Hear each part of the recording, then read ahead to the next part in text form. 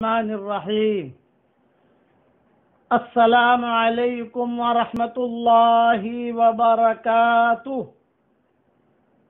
نحمده ونصلی علی رسولہ الکریم اما بعد الحمد للہ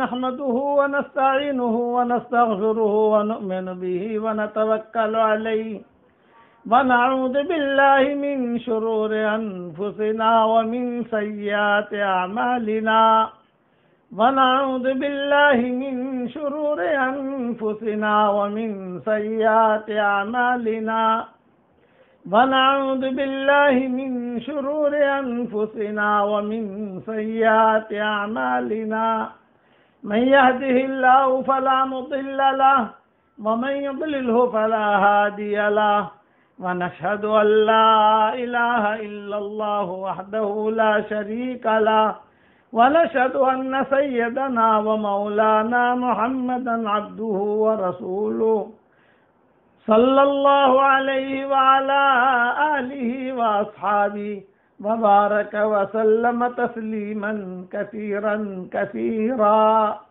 أما بعد فأعوذ بالله من الشيطان الرجيم بسم الله الرحمن الرحيم إنا فتحنا لك فتحا مبينا ليغفر لك الله ما تقدم من ذنبك وما تأخر ويتم نعمته عليك ويهديك صراطا مستقيما وينصرك الله نصرا عزيزا صدق الله العظيم قابل احترام مائیں بہنیں بیٹیاں بہوئیں اور ہمارے محترم بھائی ساتھی دوست دنیا میں جہاں جہاں یہ آواز پہنچ رہی ہے، اللہ تعالی ہم سب کو اور پوری امت کے گناہوں کو اللہ معاف فرمائے اور اللہ ہم سب کے لیے مغفرت کا لباس آسمانوں سے اتارے اور مغفرت کا لباس اللہ ہم سب کو پہنائے اور صحت کا لباس بھی اللہ ہم سب کو پہنائے، آمین۔ سلسلہ وار قصہ چل رہا تھا فتح مکہ کا۔ فتح مکہ کا مضمون بہت لمبا ہے، اس میں کوئی شک نہیں، لیکن بیچ میں جو ہے کچھ قصے اور آ گئے، اس کے بعد ائمہ کے قصے آ گئے، پھر امام ابو حنیفہ کا قصہ آ گیا، امام شافعی کا قصہ آ گیا، امام مالک کا بھی قصہ آ گیا، امام محمد کا بھی قصہ آ گیا، امام احمد ابن حنبل کا بھی قصہ آ گیا، یہ سارے قصے آتے گئے اور سلسلے وار مضمون اصل چل رہا تھا امام شافعی کا۔ امام شافعی رحمۃ اللہ علیہ جو ہے انہوں نے کئی فن سیکھے، بہت حالات سے گزرے۔ مکہ مکرمہ میں ہوتے تھے تو کھانے پینے کی کوئی چیز ہوتی نہیں تھی، ماں بیوہ ہو گئی، خالہ بھی بیوہ ہو گئی۔ بعض علماء نے لکھا ہے کہ غزہ میں پیدا ہوئے تھے، فلسطین میں، اور پیدا ہوتے ہی جیسے ماں باپ کا انتقال ہو گیا ہے، پہلے انتقال ہوا، جو بھی ہوا، اس وقت میں مکہ مکرمہ کے راستے کھلے ہوئے تھے اور لوگ وہاں جاتے تھے، بستے تھے۔ آج کی طرح پابندیاں نہیں تھی، جو چلا گیا وہاں چلا گیا، وہاں بس گیا، یعنی راستے بہت کھلے ہوئے تھے۔ ماں جو ہے وہ لے کر چلی گئی اور اس کے بعد وہ اپنی زندگی گزارتے رہے، لیکن کٹھن زندگی گزری ہے۔ میں ایک سمجھاتا ہوں، بہت نامناسب حالات سے گزرتے گزرتے علم انہوں نے حاصل کیا، دو علم انہوں نے حاصل کیے، ایک قرآن سے خاص تعلق، اسی لیے اپنے شاگردوں کو کہتے تھے قرآن سے دوستی کر لیجئے۔ یہ امام شافعی رحمۃ اللہ علیہ فرماتے تھے انشاءاللہ رمضان کے بعد ہمارا قرآن کے اسباق شروع ہوں گے، قرآن سے دوستی کر لیجئے۔ درس قرآن تو اپنا الگ مضمون ہے، لیکن جیسے نماز سے دوستی کر لیجئے، قرآن نیک لوگوں سے دوستی کر لیجئے، قرآن سے دوستی کر لیجئے، صدقے سے دوستی کر لیجئے، یہ کہ ہمارا مضمون چلتا ہے۔ ایک ہی چیز کو ہم 3 مہینہ بیان کرتے ہیں، تقریباً 3 مہینہ 2 مہینہ، تو نماز سے دوستی کر لیجئے، یہ بھی مضمون چلے گا انشاءاللہ، اور یہ قرآن سے دوستی کر لیجئے، اس میں امام شافعی کے اقوال انشاءاللہ آئیں گے۔ قرآن سے بہت مناسبت تھی امام شافعی رحمۃ اللہ علیہ کو، اور احادیث سے بہت مناسبت تھی، اور ایک فن تھا فراست سے بہت مناسبت تھی، لوگوں کا چہرہ دیکھ کر سمجھ جاتے تھے کہ یہ آدمی کیسا ہے، جیسا حضرت عمر کو تھا، لفافت دیکھ کر مضمون بھاپ لیتے تھے، یہ حضرت عمر کا نظام تھا۔ پیچھے آ جائے بیٹا، شاباش۔ یہ حضرت عمر رضی اللہ تعالیٰ عنہ کا نظام تھا کہ وہ بہت آدمیوں کو فوراً پہچان لیتے تھے۔ یہی امام شافعی کا تھا، آدمی کو پہچان لیتے تھے۔ تو ایک قصہ ہوا ان کے ساتھ سفر میں، یہ بھی دیوان شافعی میں ہی میں نے پڑھا یہ قصہ۔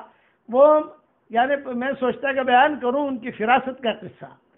سفر میں تھے، ان کے ساتھ خادم بھی تھا امام شافعی کے، کسی گاؤں میں پہنچے تو امام شافعی رحمۃ اللہ علیہ نے کہا ایک گاؤں میں ہم آئے ہیں، یہاں کون ہمیں پناہ دے گا؟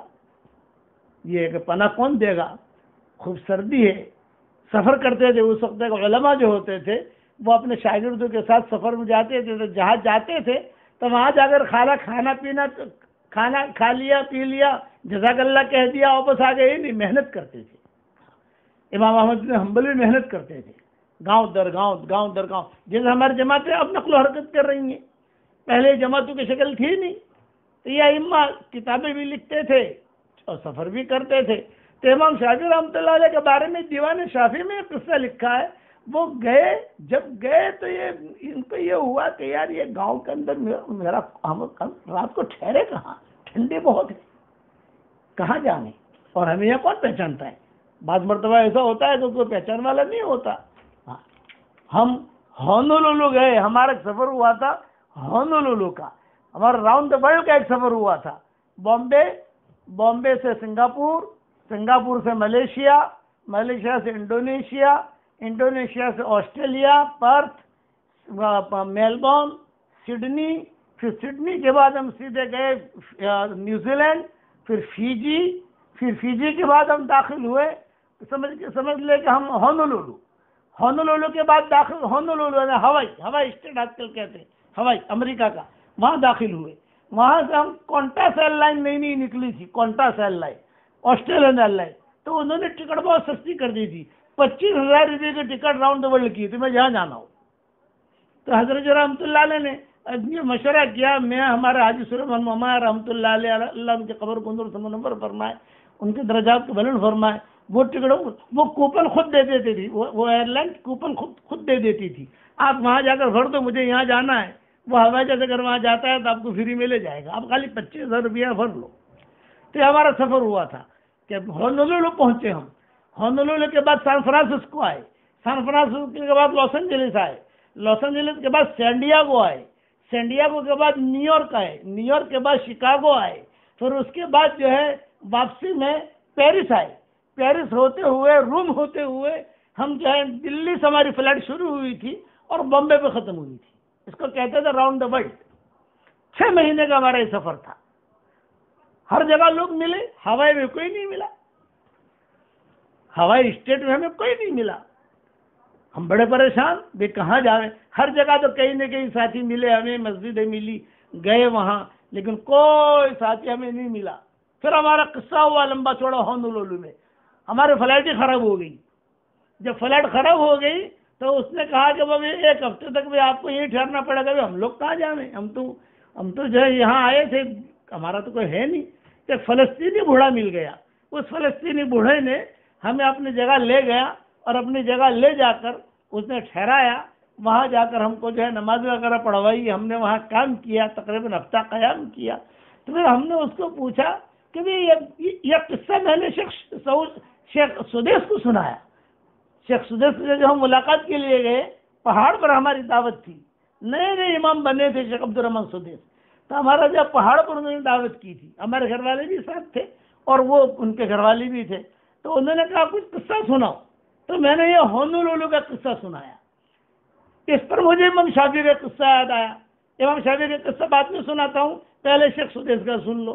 ہم جب وہاں گئے تو شیخ سدیس نے کہا کہ تمہارے سفر کی کوئی خاص چیز ہمیں سناؤ، تو میں نے ہونولولو کا قصہ سنایا۔ میں نے کہا ہم جب وہاں گئے حضرت تو کوئی ہمارا پہچان والا نہیں، نہ بندہ نہ پرندہ، مطلب ہمارا تو کوئی ہے ہی نہیں، عجیب عجیب لوگ ہیں وہاں، کیا کرے تو فلسطینی بڑے میاں ملے، بھائی تم لوگ جو چہرے والے ہو، پریشان نظر آتے ہو، کیا بات ہے؟ بھائی ایسا ہے، ہم تو ایئرپورٹ پر ہیں، ہمارا ہوائی جہاز تو خراب ہو گیا، اور اس نے اعلان کیا 1 ہفتے کے بعد جائے گا، اب دوسرا فلائٹ ہم منگوا نہیں سکتے، اپنا انتظام کر لو۔ انہوں نے کہا نہیں تم میرے یہاں آؤ، میرے مہمان بنو۔ ہم اس کے مہمان بنے، ہماری پہلی جماعت تھی ہونولولو کی، اور ہم نے وہاں کام کیا۔ پھر وہاں سے جو تشکیل کر کے لوگوں کو ہمارے ساتھ 2-3 دن کے لیے جیسے جماعت میں نکالا کیا، پھر ہمیں ایک مسلح ملا، اب تو مسجد بن گئی وہاں ماشاءاللہ، لیکن مسلح ملا، تو وہاں جا کر ہم نے بیان وغیرہ کیے تھا۔ وہ بڑے میاں سے میں نے پوچھا کہ اس کا نام ہوائی کیوں ہے؟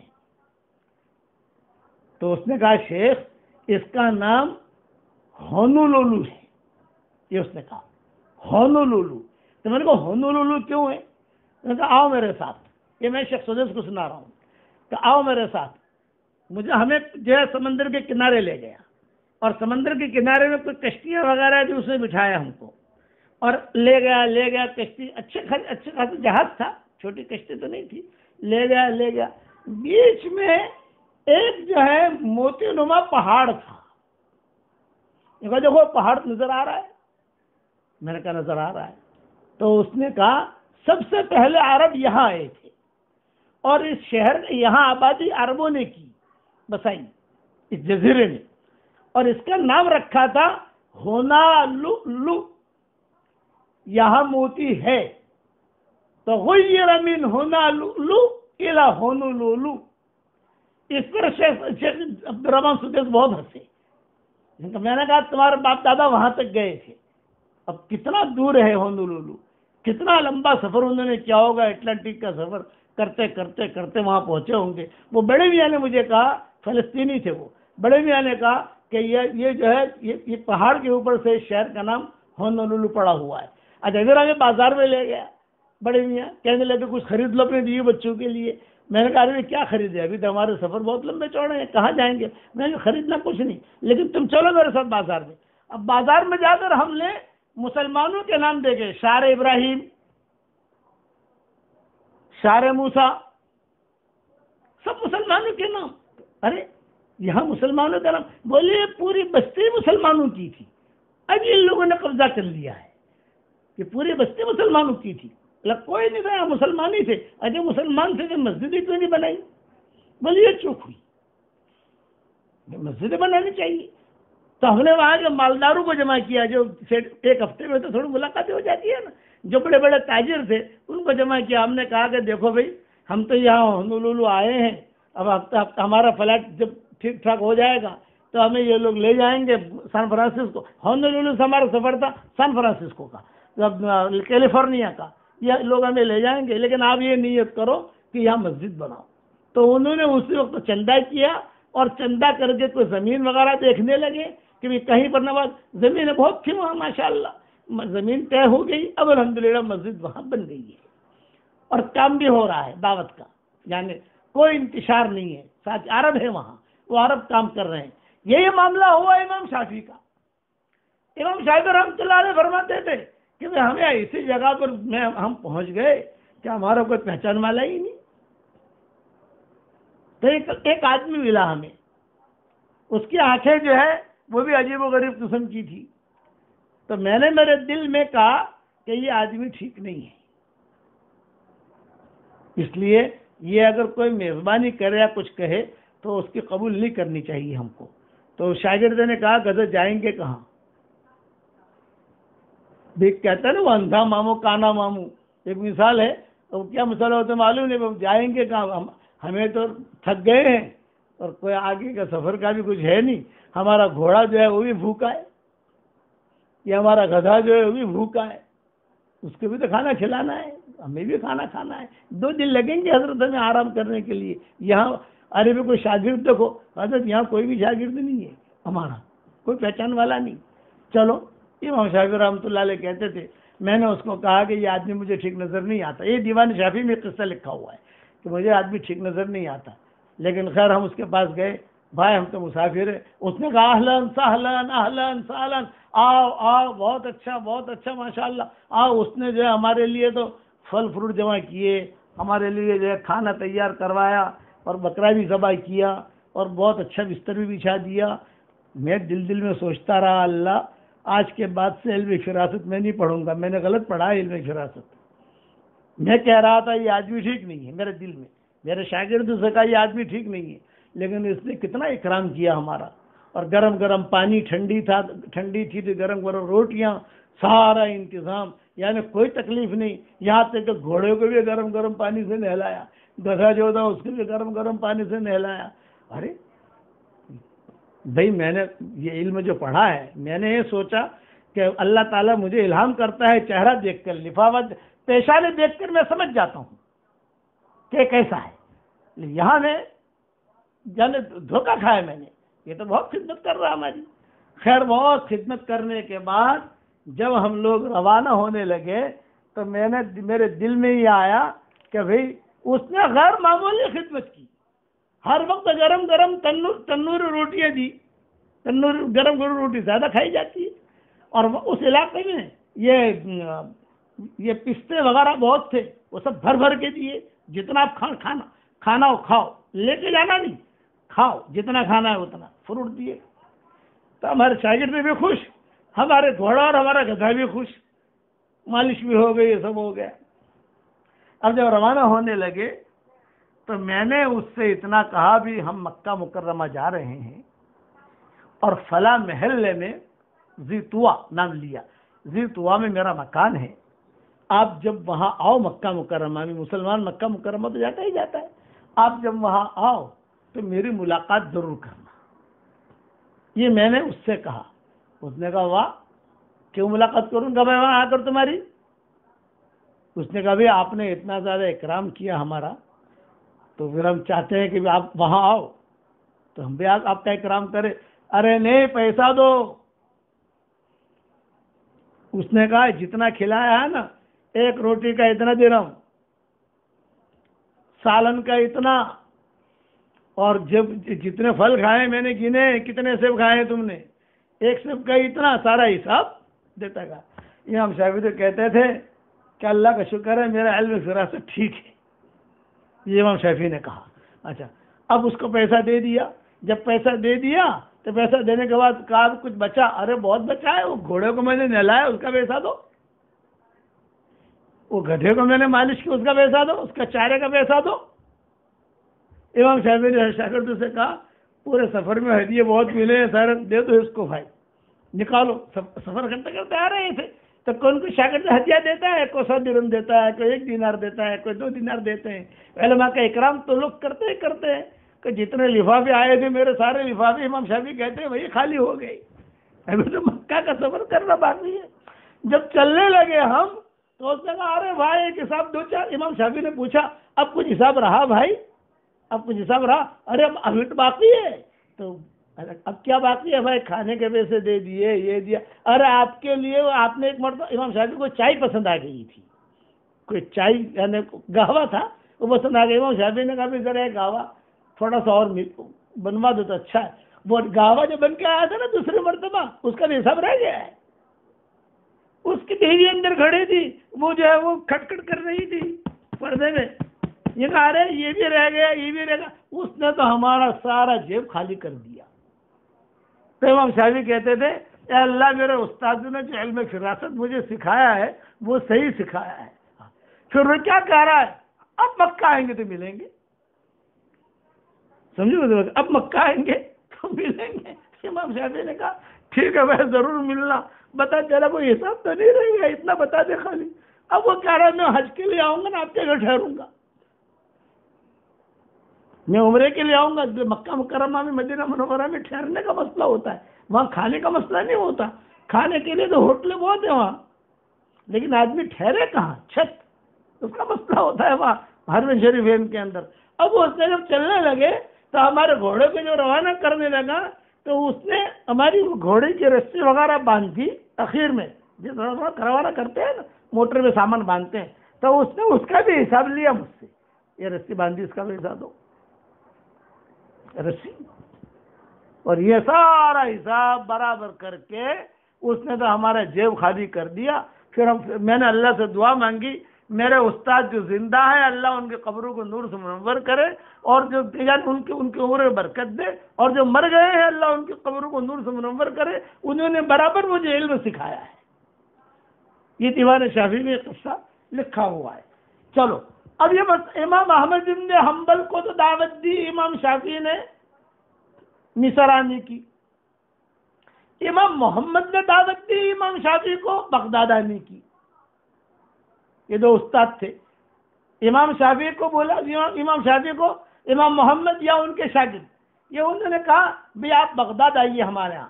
اللہ تعالیٰ نے مقبولیت دے دی تھی امام شافعی رحمۃ اللہ علیہ کو، اور سب جگہ جو ہے ان کا علم، ان کا درس قرآن اور ان کی ترتیب یہ چل رہی تھی۔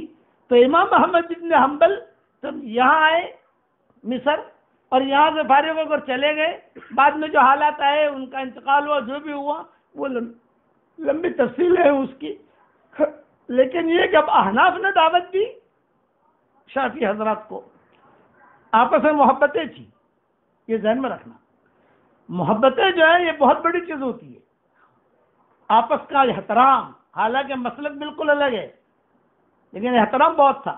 امام شافعی کے بارے میں جب اعلان ہو گیا بغداد میں کہ شافعی تشریف لا رہے ہیں، تو بغداد میں خوشی، کوفہ میں خوشی، بصرہ میں خوشی، او ہو امام شافعی آ رہے، امام شافعی آ رہے، امام شافعی آ رہے، امام شافعی آ رہے۔ جب وہ وقت قریب آیا اور امام شافعی، اچھا چونکہ امام شافعی پہنچنے والے تھے وہیں پر کہاں، یعنی امام ابو حنیفہ کے ہی شاگرد تھے گویا کہ، یعنی امام ابو حنیفہ کا تو انتقال ہو گیا تھا لیکن ان کے ہی شاگردوں کے یہ مہمان تھے امام شافعی رحمۃ اللہ علیہ۔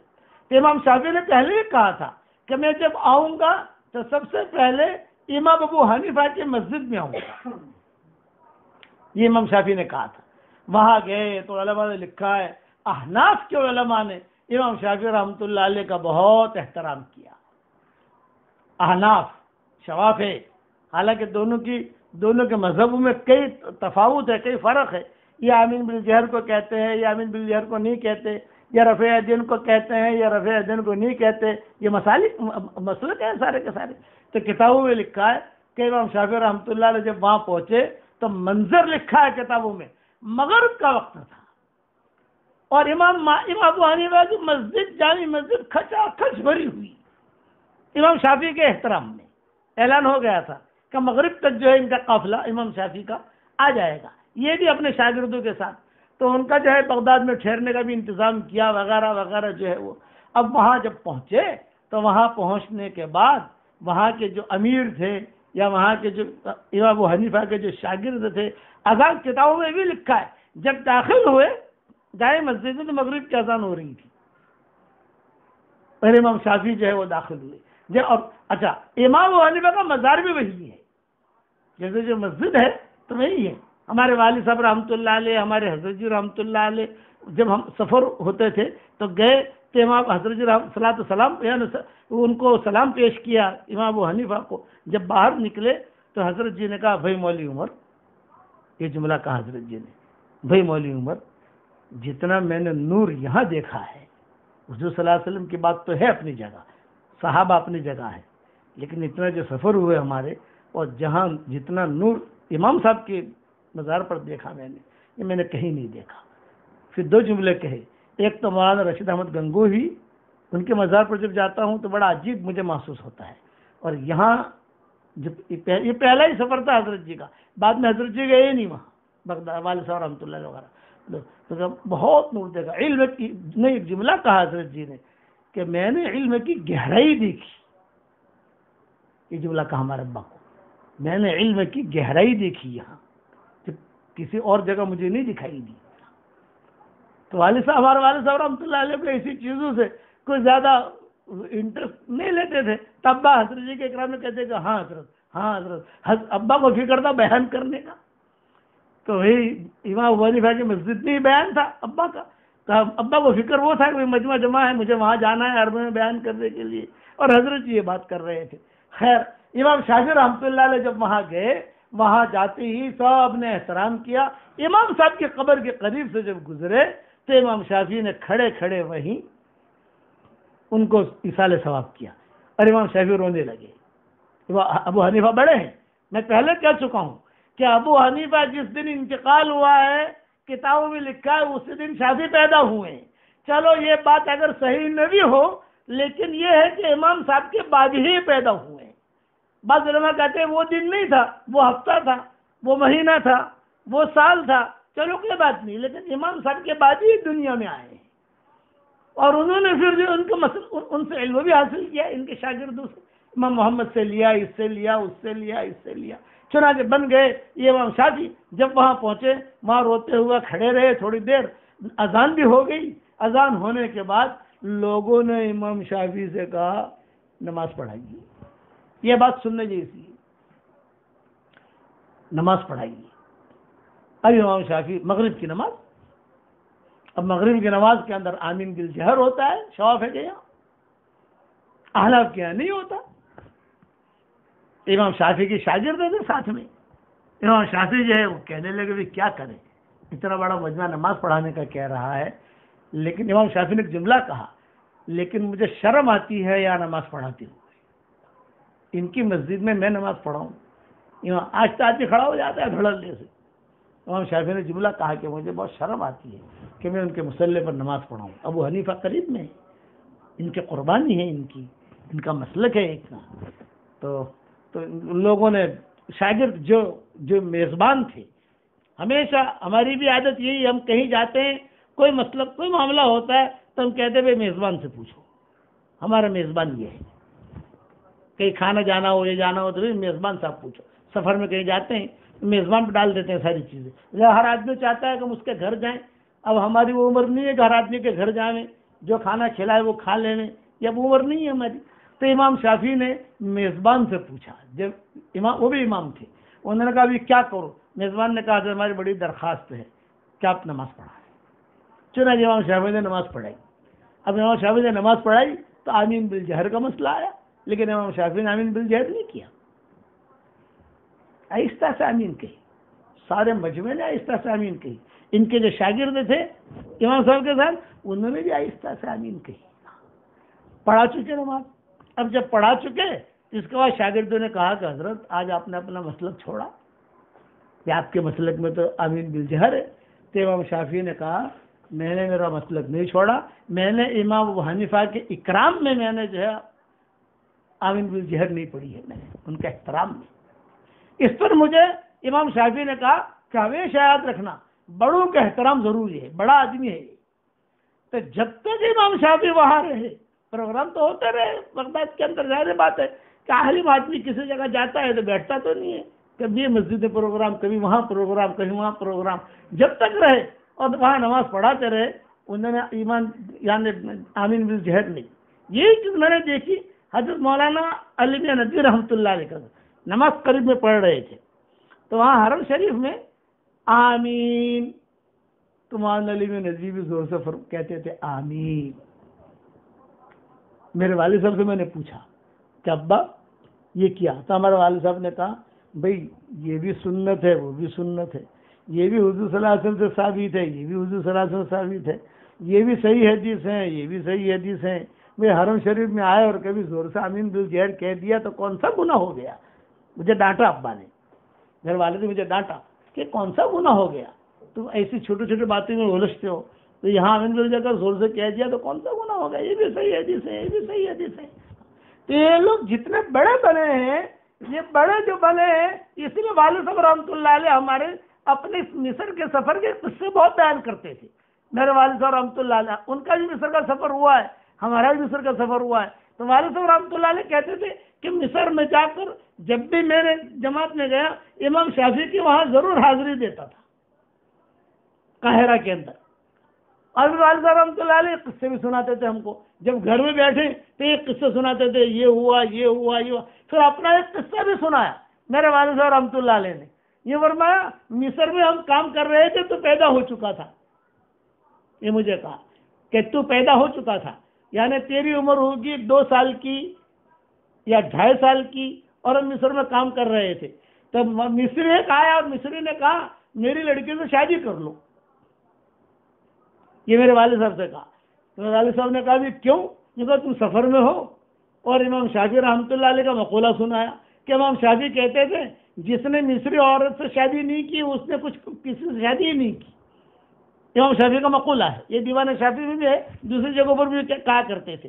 تو علماء باقاعدہ مصر جا کر مصری لڑکی سے شادی کرتے تھے، ان کے شاگرد خراسان کے علماء، بغداد کے علماء وہ جاتے تھے وہاں۔ تو میں بھی چاہتا ہوں میری لڑکی سے شادی کر لو، تو میرے والد صاحب نے میں نے جواب دیا یونس کی ماں مجھے مارے گی،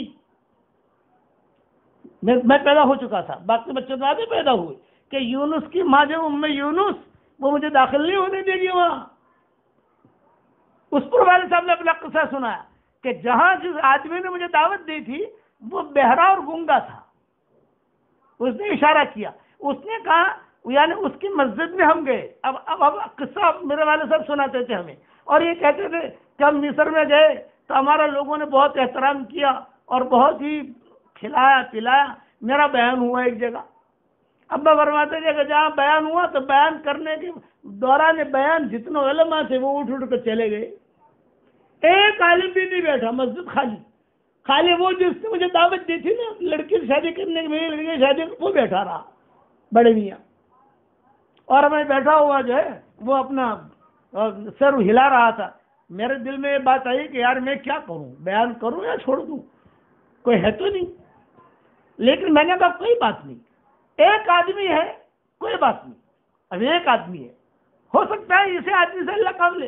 حضور صلی اللہ علیہ وسلم اکیلے تھے اور مکہ مکرمہ میں اکیلے تھے، اور ایک جملہ کہتے تھے من یعوینی من یمنعنی من ینصرنی، اے اللہ کوئی ایک آدمی مجھے مل جائے جو میری مدد کرے، جو مجھے ساتھ دے۔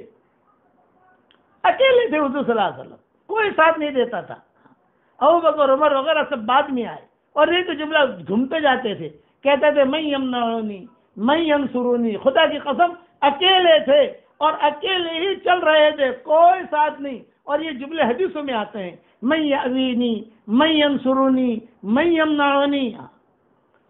آدمی کا بات مرتبہ ہمارے ساتھی کہتے ہیں مسجد و جماعت میں اکیلا ہوں، ارے بھائی تو اکیلا ہے، حضور صلی اللہ علیہ وسلم اپنے محلے میں اکیلے نہیں تھے، اپنے گھر میں اکیلے نہیں تھے، سب جگہ، یعنی یہ نہیں کہ محلے میں کوئی، حضور صلی اللہ علیہ وسلم اکیلے کام کر رہے ہیں، کوئی نہیں، کوئی ساتھ نہیں دے رہا، گھر کے اندر کوئی ساتھ نہیں دے رہا، اکیلا ہوں کہتے تھے۔ اسی طریقے سے کہتے تھے حرم شریف میں جاتے تھے میں اکیلا ہوں، کوئی نہیں ہے۔ کبھی جو ہے پہاڑوں پر چلے گئے اکیلا ہوں، اور خدا کی قسم کھا کے کہتا ہوں وہاں بھی اکیلے تھے، ساری دنیا کے اعتبار سے اکیلے تھے، ساری دنیا کے اعتبار سے اکیلا ایک آدمی تھا، لیکن وہ جمے رہے۔ آج دیکھو حضور کا دین اللہ نے ساری دنیا میں کیسے پھیلایا۔ تو آدمی اکیلا یہ نہ سمجھے کہ میں اکیلا ہوں کیا کروں گا، عورت سمجھے میں اکیلی ہوں کیا کروں گی، نہیں، کام تو اللہ لیتا ہے۔ اس پر میرے والد صاحب مجھے قصہ سناتے تھے کہ بیٹا میں اکیلا اور بوڑھا اکیلا، میں نے سوچا کیا کروں، تو میرے دل میں یہ بات آئی کہ بھی ایک اکیلا ہے تو چلو میں بات تو پوری کروں۔ میں نے 2.5 گھنٹہ بیان کیا، ابا کہتے تھے میں کھڑا ہوا اور وہ بیٹھا ہوا، اور وہ خالی سر ہلاتا تھا، میں سمجھ رہا تھا بہت سن رہا ہے ماشاءاللہ، لیکن جب بیان کے بعد میں اس کے سامنے بیٹھا، میں نے کہا چچا ہمارے ساتھ 3 چلے کے لیے نکلو، تو اس نے اشارہ کیا کان کی طرف، میں نے کچھ سنا ہی نہیں ہے، میں تو بہرا ہوں، گونگا ہوں۔ تو ابا فرماتے تھے میرا دل اور ٹوٹا۔ اچھا اس نے لڑکی پیش کی تھی مجھے شادی کے لیے، وہ تو کسی کے ذریعے اشارے کے ذریعے پہلے بیان سے پہلے کہ بیچارہ ہندوستان سے آیا ہے بھئی یہاں شادی کر لے، اور جب جانا ہو تو اس کو طلاق دے کے چلا جائے، عربوں میں تو بہت عام ہوتی ہے، بھئی جانا ہوتا۔ تو ابا نے کہا یونس کی ماں ماری گی مجھ کو، وہ اشارے بات ہو رہی تھی، اور یہاں ابا نے کہا کہ اس نے کچھ سنا ہی نہیں۔ میں نے کہا کیا کروں یار، اس نے تو کچھ سنا ہی نہیں۔ میں نے اس کا ہاتھ پکڑا، بڑے میاں کا، اور ہاتھ پکڑ کر مسجد کے باہر لے گیا اور عمومی گشت سمجھایا کہ دیکھو عمومی گشت ایسا ہوتا ہے، خصوصی گشت سمجھایا، اشارے سے سمجھایا، یوں ہوتا ہے، یوں ہوتا ہے، یوں کرو، یوں کرو، یوں کرو، یوں کرو۔ ابا کہتے تھے مصر والوں نے ساتھ نہیں دیا، ہم چلے گئے آگے، اور سال سوا سال کے بعد واپس لوٹے تو وہ بڑے میاں جو تھا نا، میرا ہونے والا خسر ابا کا، کہتے مجھے دعوت دی تھی لڑکی شادی کی، وہ بڑے میاں بیٹھے ہوئے اور ان کے قرب و جوار میں 50 مصری عرب بیٹھے ہوئے ہماری جماعت کے بارے میں مشورہ کر رہے تھے اور کہتے تھے تو پیدا ہوا 1956 کے آخر میں، 1955 کی شروع میں، مجھے کہتے تھے 1956 کے آخر میں تو پیدا ہوا، اس وقت سے لے کر اب تک جو ہے الحمدللہ کوئی دن خالی نہیں گیا ہے کہ مرکز میں کوئی مصری جماعت نہ آئی ہو۔ اللہ نے مصر والوں کو اتنا قبول کیا تو آدمی کوشش کرے، محنت کرے۔ اکیلا ہی چلا تھا جانب منزل مگر چلتا گیا اور کارواں بڑھتا گیا۔ آدمی پر جو مجاہدے آتے ہیں تو مجاہدے کے بعد اللہ تعالیٰ نکھارتا ہے۔ اس پر مجھے ایک بادشاہ کا بھی قصہ سنانا تھا لیکن یہ وقت نہیں ہے ابھی، یہ انشاءاللہ کل سناؤں گا۔ تو والد صاحب رحمۃ اللہ علیہ مصر کے قصے بہت سناتے تھے۔ اور ایک نصیحت کرتا ہوں، درد بھری نصیحت ہے، اپنی بیٹی کی شادی کرو، اپنی بہن کی شادی کرو، شوہر کے گھر جا رہی ہے، خوشی اللہ اسے خوش رکھے، اسے سلامت رکھے، اس کا گھر آباد رہے، لیکن اس کو یہ ضرور چپکے سے کہہ دو بیٹا تم جا رہی ہو، ہم نے بہت اچھا سمجھ کر یہ رشتہ کیا ہے، کچھ پتہ نہیں آئندہ کیا دینا ہے، خدا نہ خواستہ اگر کوئی حالات آ گئے ہمارے گھر کا دروازہ تیرے لیے کھلا ہوا ہے۔ یہ میرے جملہ یاد رکھنا، یہ نہیں تو گئی سے جنازہ اٹھنا چاہیے، یہ جملے مت کہو، یہ کہو کہ ہمارے گھر کا دروازہ کھلا ہوا ہے۔ بھائی ہو تو بھائی کہے بہن ٹینشن مت لینا میرا گھر کا دروازہ کھلا ہوا ہے، باپ ہو تو باپ کہے۔ یعنی کتنی گری پڑی بات ہے کہ بچیوں کے ساتھ خدا نہ خواستہ طلاق کا معاملہ ہوا یا بچی بیوہ ہو گئی یا بچی تو کہتے ہیں تو جانے تیرا کام جانے۔ نہیں، ایک ہی ماں کے پیٹ سے پیدا ہوئے ہو، ایک ہی ماں کی چھاتی سے دودھ پیا ہے تم نے، تو آدمی اس کا خیال رکھے کہ نہیں کہ ضرور جو ہے یہ کہ بیٹا تم فکر مت کرنا، بہن فکر مت کرنا، یہ مزاج ہونا چاہیے۔ ایک عورت تھی حضور صلی اللہ علیہ وسلم کے زمانے میں کسی غریب صحابی سے شادی کرنا چاہ رہی تھی، رشتہ دار امیر صحابی سے شادی کرنا چاہ رہے تھے۔ یہ قصہ انشاءاللہ کل پورا کروں گا اور بادشاہ والا قصہ بھی کل پورا کروں گا انشاءاللہ۔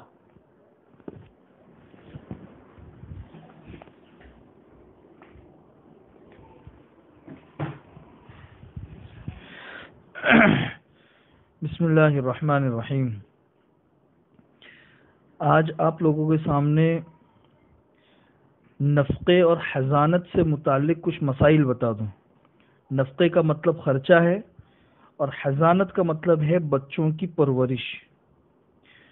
مسئلہ اصل میں یہ بتانا ہے کہ اگر میاں بیوی کے درمیان محبت ہے، آپس میں اتحاد اور اتفاق سے رہ رہے ہیں، تو پھر اس سے بڑی اللہ کی کوئی نعمت نہیں۔ اس کی وجہ سے گھر بھی بنا رہتا ہے، گھر کا ماحول بھی خوشگوار رہتا ہے اور الحمدللہ بچوں کی نشو و نما اور پرورش بھی بہت اچھی ہوتی ہے۔ بچے دینی اور دنیاوی اعتبار سے، جسمانی اعتبار سے پروان چڑھتے رہتے ہیں۔ لیکن کبھی کبھی ایسا ہوتا ہے کہ میاں بیوی کے درمیان اختلاف ہوتا ہے، جھگڑے ہوتے ہیں اور شیطان اپنا کام کر جاتا ہے اور بالآخر نوبت طلاق تک پہنچ جاتی ہے۔ اللہ سب گھروں کی اس سے حفاظت فرمائے، لیکن آج کل طلاق کے، خلا کے، اس قسم کے مسائل بہت کثرت سے میاں بیوی کے درمیان پیش آ رہے ہیں۔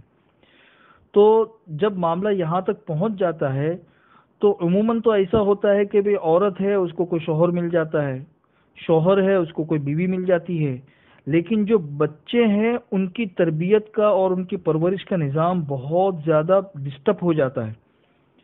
اس وقت ہمیں بچوں سے متعلق بہت سے مسائل پیدا ہوتے ہیں۔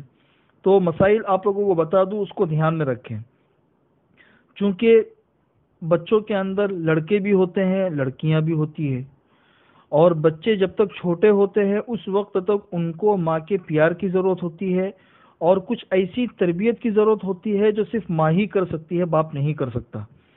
اس لیے میاں بیوی کے درمیان اختلاف کی صورت میں شریعت نے دونوں باتوں کو دھیان میں رکھا ہے۔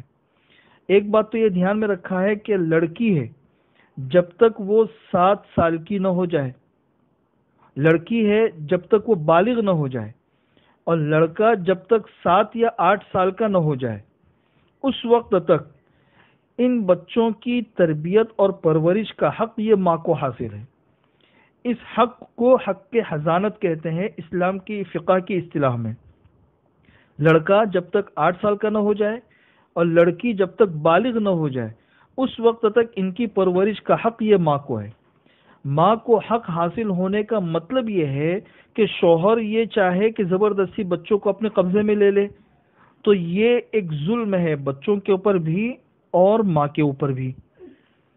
زبردستی ان بچوں کو لے جا نہیں سکتا ہے، یہ بچے رہیں گے ماں کی پرورش میں، اور ان بچوں کا خرچہ واجب ہوگا یہ شوہر کے اوپر۔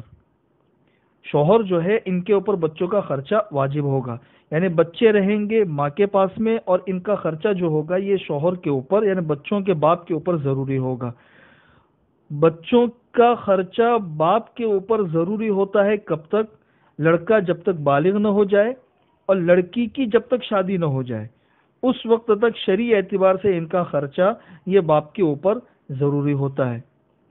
اچھا، اس دوران بچہ جب پرورش کے اندر ہے ماں کی، اب وہ ماں جو ہے نا وہ کبھی کبھی بچوں کو اتنا اپنے قبضے میں کر لیتی ہے کہ وہ اپنے والد بچوں کے باپ سے بچوں کو ملنے نہیں دیتی ہے، تو یہ والد کے اوپر ظلم ہے۔ بھئی آپ دونوں کے درمیان اختلاف ہوا ہے، لیکن ان بچوں کی جس طرح آپ ماں ہو اسی طریقے سے یہ بھی باپ ہے ان بچوں کا، اور جب بچے باپ کے پاس چلے جاتے ہیں تو پھر باپ ان کو روک دیتا ہے کہ بھئی ماں سے نہیں ملنا، تو ماں سے ملنے سے روکنا یہ بھی ماں کے اوپر ظلم ہے۔ بچے دونوں کے ہیں، اس لیے دونوں میں سے جس کے پاس میں بھی ہو اس کے لیے جائز نہیں ہے کہ وہ بچوں کو دوسرے سے ملنے سے روکے۔ تو جب تک لڑکا 8 سال کا نہ ہو جائے، لڑکی بالغ نہ ہو جائے، تب تک رہے گی ماں کے پاس میں، خرچہ باپ کے اوپر ہوگا، اور لڑکا جب 8 سال کا ہو جائے تو پھر شوہر کو اختیار ہے کہ وہ اپنے پاس میں بچے کو لا سکتا ہے۔ لڑکی جب بالغ ہو جائے تو پھر اس کے بعد میں اگر شوہر کے گھر کا ماحول اگر درست ہو، کوئی مضرت کا اندیشہ نہ ہو، تو پھر وہ اپنے پاس میں اس بچی کو لا سکتا ہے۔ اسی سے متعلق دوسرا مسئلہ یہ بھی دھیان میں رکھے کہ جب میاں بیوی کے درمیان اختلاف ہوتا ہے تو اختلاف کبھی کبھی بہت شدید نوعیت کا ہوتا ہے، گھر کے سامان کے اندر بھی اختلاف ہو جاتا ہے، بھئی یہ چیز میری، یہ چیز میری، تو اس سلسلے میں بھی شریعت نے رہنمائی کی ہے کہ میاں بیوی کے درمیان اختلاف کی صورت میں گھر کے سامان میں بھی اگر اختلاف ہو جائے تو اس کی تقسیم اس طریقے سے ہوگی کہ گھر کے اندر عورتوں سے متعلق جو سامان ہے وہ تو بیوی کا ہوگا، مردوں سے متعلق جو سامان ہوگا وہ شوہر کا ہوگا، اور جو مشترکہ استعمال کی چیزیں ہیں جیسے برتن وغیرہ یہ سب چیزیں ہیں تو یہ شوہر کی ہی سمجھی جائے گی، اس لیے کہ گھر شوہر کا ہے تو یہ چیزیں بھی شوہر کی ہی سمجھی جائے گی۔ اسی سے متعلق ایک تیسرا مسئلہ یہ بھی دھیان میں رکھے کہ جب طلاق ہو جاتی ہے تو ہمارے ملک کا قانون تو یہ ہے ملک کا کہ عورت نے اگر شوہر کے اوپر کیس کر دیا تو جب تک یہ عورت زندہ ہے یا جب تک دوسرا نکاح نہیں کر لیتی ہے اس وقت تک شوہر کے ذمے اس عورت کو خرچہ دیتے رہنا ضروری ہے، یہ ملک کا قانون ہے۔ لیکن شریعت کا قانون بھی اس کے ساتھ میں سمجھ لو کہ جب عورت کو طلاق ہو جاتی ہے یا خلا ہو جاتی ہے تو عدت تک کا خرچہ صرف شوہر کے اوپر ہوتا ہے، عدت تک کا، خلا کے اندر تو وہ بھی نہیں ہوتا۔ عدت کے بعد پھر شوہر کے اوپر عورت کی کوئی ذمہ داری خرچے وغیرہ کی نہیں ہوتی ہے۔ اس لیے شرعی قانون کے اعتبار سے کوئی عورت اپنے شوہر کے اوپر خامخواہ جبر کر کے اس سے پیسے وصول کرتی رہے عدت کے بعد بھی تو یہ عورت کی طرف سے ظلم ہے۔ یہ شریعت کے احکامات اسی لیے بتائے جاتے ہیں تاکہ ہمیں پتہ چلے کہ شریعت کے معاملات میں کتنا اعتدال ہے، ہر ایک کی رعایت ہے، کسی ایک کو مکمل چھوٹ شریعت میں نہیں ہے۔ اچھا، اب یہ ہے کہ پھر یہ عورت کرے تو کیا کرے، تو شریعت نے اس کے راستے بھی بتایا ہے کہ بھئی گھر کے جو بڑے ہیں، ذمہ دار ہیں، خاندان کے جو بڑے ہیں، اس عورت کی کسی دوسری جگہ شادی کرنے کی فکر کرے۔ قرآن کریم خود کہتا ہے وَأَنْكِحُوا الْأَيَامَ مِنْكُمْ کہ تم میں جو اییم ہو ان کا نکاح کر لو۔ اییم کے اندر دونوں صورتیں ہیں کہ ایک عورت ہے جس کی طلاق ہو چکی ہے وہ بھی اییم ہے، جو بیوہ ہو چکی ہے وہ بھی اییم ہے، یا جس کا نکاح ہوا ہی نہیں ہے وہ بھی اییم ہے۔ یہ ساری چیزیں اییم کے اندر شامل ہیں، اور اگر اس کا کسی جگہ نکاح نہیں ہو پا رہا ہے تو پھر خاندان کے مختلف لوگوں کے اوپر اس عورت کا خرچہ شریعت نے لازم کیا ہے جس کو حق نفقہ کہتے ہیں، اس لیے اس کے راستے بھی شریعت نے بتا کے رکھے ہیں، لیکن شوہر کے اوپر خام خواہ جبر کر کے اس سے پیسے وصول کرتے رہنا یہ شریعت کے قانون کے خلاف ہے۔ چوتھا مسئلہ یہ سمجھ لیجئے کہ عورتیں جو اپنے سسرال کے اندر ہوتی ہے، شوہر کے وہاں پہ ہوتی ہے، تو ان عورتوں کے لیے ہفتے میں ایک دن اپنے والدین کی زیارت اور ان کی ملاقات یہ ان عورتوں کا حق ہے۔ بہت سی جگہوں کے اوپر ایسا ہوتا ہے کہ شوہر جو ہے یا گھر والے ان بچیوں کو اپنے والدین سے ملاقات کی اجازت نہیں دیتے ہیں، ان کو اجازت دینی چاہیے، اور اگر شوہر اجازت نہیں دیتا ہے تو شوہر کی اجازت کے بغیر بھی عورت اپنے والدین کی زیارت کے لیے جا سکتی ہے، وہ گنہگار نہیں ہوگی۔ پانچواں مسئلہ یہ دھیان میں رکھیے کہ لے پالک کا ایک سسٹم آج کل چلا ہے، آج کل یہ بہت پہلے سے ہے، زمانے جاہلیت میں بھی تھا، اسلام کے آنے کے بعد بھی اس کے تصورات رہے۔ تو اس کا مسئلہ میں آپ لوگوں کو بتا دوں کہ ایک شخص ہے، اس کی اولاد نہیں ہے، تو وہ کسی کو اپنا منہ بولا بیٹا یا منہ بولی بیٹی بنا لیتے ہیں۔ اولاد اپنی ہے پھر بھی لوگ کسی نہ کسی کو اپنا منہ بولا بیٹا بنا لیتے ہیں، منہ بولی بیٹی بنا لیتے ہیں۔ تو کسی کو اپنی سرپرستی میں لانا، پھر اس کی کفالت کرنا، اس کی ضرورتوں کا انتظام کرنا، یہ ایک بہت اچھا عمل ہے۔ خود حضور اکرم صلی اللہ علیہ وسلم نے ابو طالب کے ایک بیٹے حضرت علی رضی اللہ تعالیٰ عنہ کو اپنی کفالت میں لیا، اور ابو طالب کے دوسرے بیٹے کو حضرت عباس نے اپنی کفالت میں لیا اور ان کو اپنا بیٹا بنایا، بیٹے کی طرح رکھا۔ اور پھر حضور اکرم صلی اللہ علیہ وسلم نے باقاعدہ حدیث کے اندر اس کے فضائل بھی بتائے کہ انا وکافل الیتیم کہاتین۔ حضور اکرم صلی اللہ علیہ وسلم نے شہادت کی انگلی اور اس کے پاس کی انگلی کو ملا کر کہا کہ جو یتیم کی کفالت کرے گا میں اور وہ کل قیامت کے میدان میں بالکل اتنے قریب ہوں گے۔ تو یہ فضائل بتائے، اس لیے یہ ایک بہت اچھی چیز ہے اور پسندیدہ عمل ہے کہ کسی کو اپنی کفالت میں لینا اور اپنا منہ بولا بیٹا یا منہ بولی بیٹی بنانا۔ لیکن اس کے ساتھ ساتھ میں یہ بھی دھیان رکھنا ضروری ہے کہ منہ بولا بیٹا یا بیٹی بنانے سے وہ حقیقی بیٹے یا بیٹی کی طرح نہیں ہوتا، وہ اجنبی ہی ہوتے ہیں۔ پرورش کا حق، ان کے اوپر خرچہ کرنے کی فضیلت، یہ ساری کی ساری چیزیں ملے گی، لیکن یہ حقیقی اولاد کے درجے میں کبھی بھی نہیں ہو سکتی ہے۔ چنانچہ آئندہ چل کے اگر اس شخص کا انتقال ہوتا ہے تو حقیقی بچوں کو جو وراثت ملتی ہے وہ وراثت اس منہ بولے بیٹے یا بیٹی کو نہیں ملے گی۔ اگر لڑکی ہے تو اس سے پردہ اسی طرح کرنا ضروری ہے جس طریقے سے اجنبی عورت سے پردہ کرنا ضروری ہوتا ہے۔ اگر ماں ہے تو ہم منہ بولے بیٹے سے اسی طرح پردہ کرنا ضروری ہے جس طریقے سے اجنبی لوگوں سے پردہ کرنا ضروری ہوتا ہے۔ تو اس کی فضیلت الگ ہے، لیکن احکامات میں اور اللہ تبارک و تعالیٰ کے حدود میں یہ حقیقی بیٹوں کی طرح نہیں ہوتے ہیں۔ یہ دونوں کے درمیان فرق سمجھ لینا ضروری ہے۔ اسی سلسلے میں آج آخری مسئلہ آپ لوگوں کو یہ بھی بتا دوں کہ آج کل عام طور پر یہ بھی ہوتا ہے کہ ایک شخص ہے، ایک عورت ہے، وہ غربت کی وجہ سے اپنا بچہ جو ہے نا وہ کسی ہسپتال میں دے دیتی ہے یا کسی جگہ چھوڑ دیتی ہے، یا کوئی غلط کام ہوا اس کی وجہ سے بچہ ہوا اسے چھوڑ دیا، تو گورنمنٹ جو ہے وہ ایسے بچوں کو لے لیتی ہے، اور پھر جن لوگوں کو بچے چاہیے ہوتے ہیں تو وہ لوگ بچے ایڈاپٹ کر لیتے ہیں، یہ بچے لے لیتے ہیں۔ اب چونکہ یہ بچہ ہے اس کا کوئی باپ پتہ ہی نہیں ہے، جب باپ پتہ نہیں ہے تو اس کو باپ کی طرف کس طریقے سے منسوب کرنا؟ سرکاری کاغذات ہوتے ہیں، اسی طریقے سے اسکول ہوتی ہے، بہت سی جگہیں ایسی ہوتی ہے کہ جہاں پہ ان بچوں کے ساتھ میں باپ کی جو خانہ پوری ہوتی ہے اس کو پوری کرنا ضروری ہوتا ہے کہ بھئی باپ کی جگہ پہ کس کا نام لکھا جائے۔ تو قانونی ضرورت کے تحت میں ایسے لاوارث بچے جن کے باپ پتہ نہیں ہے، اگر باپ پتہ ہوتے تو ان کے باپ کی طرف منسوب کر دیتے ہیں، باپ پتہ نہیں ہے تو باپ کے نام کی خانہ پوری میں کیا اس ایڈاپٹ کرنے والے انسان کا نام لکھا جا سکتا ہے یا نہیں لکھا جا سکتا؟ یہ ایک مسئلہ ہے۔ تو اس کا جواب اچھی طریقے سے ہم سمجھ لیں، جیسے میں نے آپ کو کہا کہ یہ حقیقی باپ تو نہیں ہے، اس لیے حقیقی باپ کے طور پر تو اس بچے کا انتساب اس مرد کی طرف نہیں ہو سکتا، لیکن ایسے قانونی ضرورت کے تحت میں حضرت مولانا اشرف علی تھانوی رحمۃ اللہ علیہ نے بڑی اچھی مثال دے کے بات سمجھائی ہے کہ جس طریقے سے ایک اجنبی بچہ ہوتا ہے، اس کو انسان شفقت اور محبت میں بیٹا کہتا ہے، ارے بیٹا یہاں پر آؤ، ارے بیٹا یہاں پر آؤ، تو اس کو جو بیٹا کہتے ہیں وہ حقیقی بیٹا تصور کر کے نہیں، صرف شفقت اور محبت میں۔ تو اسی طریقے سے یہاں قانونی ضرورت کے تحت میں اگر اس کو بیٹا کہہ دیا گیا جبکہ حقیقی بیٹا بنانا مقصود نہیں ہے تو اس کی گنجائش ہے۔ حضرت تھانوی رحمۃ اللہ علیہ نے اس کی دلیل بھی دی ہے۔ اس لیے یہاں پہ باپ کی خانہ پوری میں سرپرست کی حیثیت سے اگر اس بچے کو بیٹا کہہ دیا گیا اور حقیقی بیٹا کہنا مقصد نہیں ہے تو قانونی ضرورت کے تحت میں اس کی اجازت ہے۔ باقی مسائل ہیں وہ انشاءاللہ کل آپ لوگوں کے سامنے آ جائیں گے۔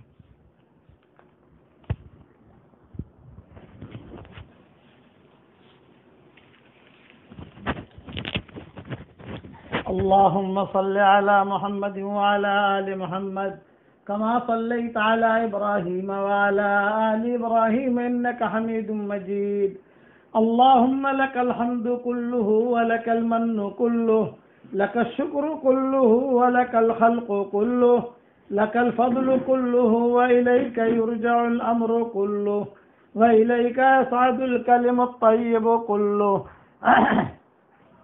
اللهم لك الحمد بالإسلام لك الحمد بالإيمان لك الحمد بالقرآن لك الحمد حتى ترضى لك الحمد إذا رضيت لك الحمد بعد الرضا اللهم آت نفوسنا تقواها وزكها أنت خير من زكاها اللهم إنا نسألك فعل الخيرات وترك المنكرات وحب المساكين وإذا أردت بقوم فتنة فتوفنا غير مفتونين اللهم اجعل القرآن العظيم ربيع قلوبنا ونور صدورنا وجلاء أحزاننا وذهاب همومنا وغمومنا وسائقنا وقائدنا إليك وإلى رضوانك وإلى جناتك جنات النعيم اللهم اجعلنا ممن يقرأ القرآن فيرقى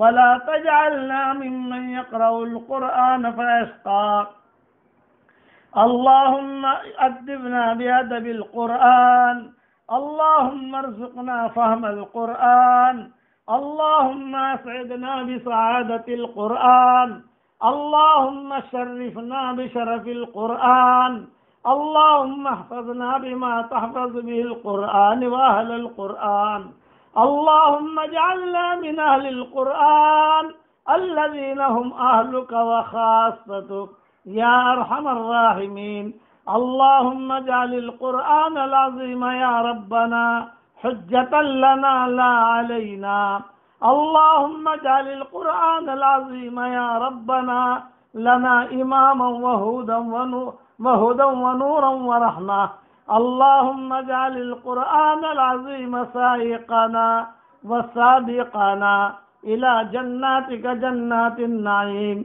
اللهم اجعل القرآن العظيم لنا في الدنيا قرينا وفي القبر مونسا وعلى الصراط نورا وفي القيامة شفيعا وإلى الجنة رفيقا ومن النار سترا وحجابا وإلى الخيرات كلها دليلا وإماما برحمتك يا أرحم الراحمين اللهم اجعل ثارنا على من ظلمنا وانصرنا على من عادانا ولا تجعل مصيبتنا في ديننا ولا تجعل الدنيا أكبر همنا ولا مبلغ علمنا ولا إلى النار مصيرنا اللهم اجعلنا من الصالحين ولا تجعلنا من الطالحين اللهم اجعلنا من الصالحين ولا تجعلنا من الطالحين اللهم اصنع بنا ما أنت أهله ولا تصنع بنا ما أنت أهله فإنك أهل التقوى وأهل المغفرة اللهم اجعلنا من القانتين ولا تجعلنا من القانطين اللهم اجعلنا من القانتين ولا تجعلنا من القانطين یا رب العالمین۔ اے اللہ ہمارے گناہوں کو معاف فرما، اے اللہ ہماری خطاؤں سے درگزر فرما، اے اللہ دونوں جہاں کی سرخ روئی کا معاملہ فرما، دونوں جہاں کے حاجات کے غیر سے تکفل فرما، اے اللہ اتنا بڑا مجمع آمین کہہ رہا ہے، اس کے آمین کے کہنے کو قبول فرما۔ اے خوبصورت پردے والے، اے خوبصورت چادر والے، ہمارے عیبوں پر پردے ڈال دے۔ اے اللہ یہ مغفرت کا عشرہ چل رہا ہے، ہمیں مغفرت کا لباس پہنا دے، مغفرت کی چادر میں ہمیں لپیٹ دے اور ہمارے گناہوں پر معافی کا قلم پھیر دے۔ اے اللہ بہت گناہ کیے ہیں، رات کے اندھیروں میں کیے ہیں، دن کے اجالوں میں کیے ہیں، گرمی اور سردی میں کیے ہیں، تنہائیوں میں کیے ہیں، خلوتوں میں کیے ہیں، جلوتوں میں کیے ہیں۔ اے اللہ سب کے سامنے تو ہم بہت اچھے رہتے ہیں، بہت اچھے پیر صاحب بن کے رہتے ہیں، بہت اچھی آپا بن کے رہتے ہیں، اور بہت اچھے لوگ کہتے ہیں کتنے اچھے ہیں، لوگ کہتے ہیں کتنی اچھی آپا ہے، لیکن ہماری تنہائیوں کو تو جانتا ہے۔ اے مولا کریم، جیسے تو نے ہماری جلوت کو اچھا بنایا، ہماری خلوت کو بھی اچھا بنا دے۔ اے اللہ سب سے زیادہ قیمتی چیز ہے تیرے نزدیک ایمان کی، یہ ایمان تو نے ہمیں بغیر مانگے دیا ہے۔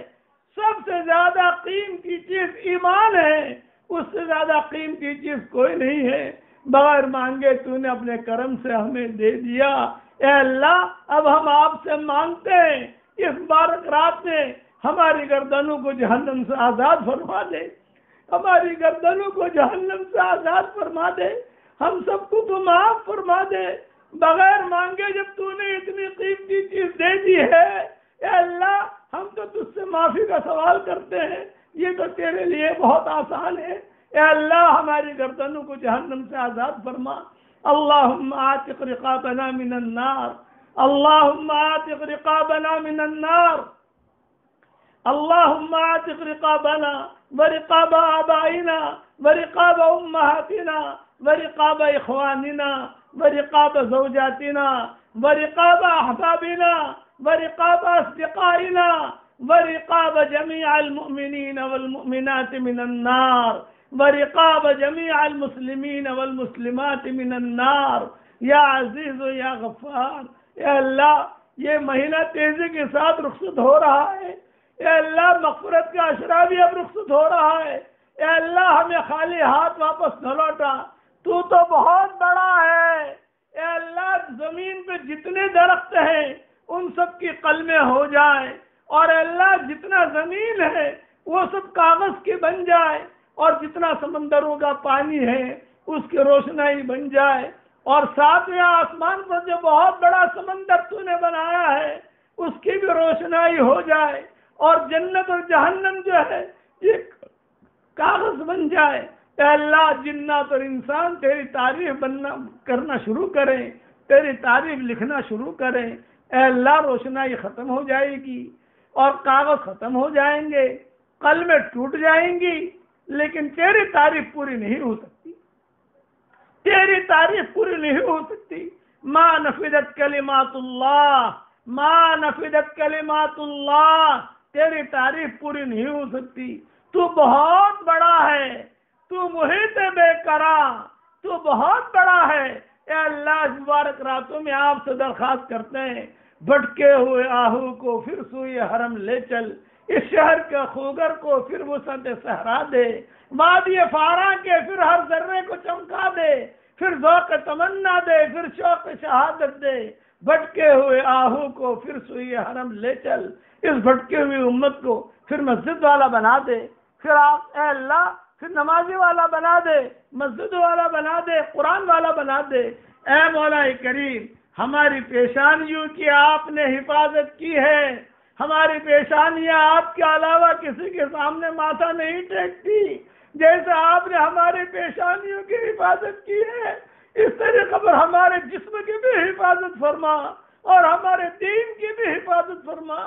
اس مبارک رات میں حضور صلی اللہ علیہ وسلم نے جتنی خیر کے لائن کی دعائیں مانگی ہیں وہ ہمارے لیے مقدر فرما، جن شرور سے پناہ چاہیے ان شرور سے اللہ ہماری حفاظت فرما۔ کورونا وائرس کی بیماری سے تو ہم سب کی حفاظت فرما، پوری انسانیت کی حفاظت فرما۔